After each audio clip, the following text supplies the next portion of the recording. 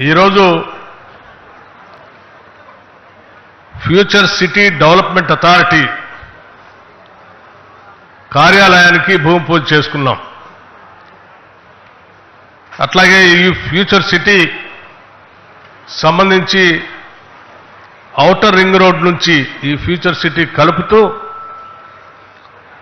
వేస్తున్నటువంటి అద్భుతమైనటువంటి రోడ్లు బహుశా భారతదేశంలో ఇప్పటివరకు ఎక్కడా లేనట్టుగా ఈ ఫ్యూచర్ సిటీలో అద్భుతంగా ఆవిష్కరింపబడుతున్నటువంటి ఆ చిత్రాలను చూస్తూ ఉంటే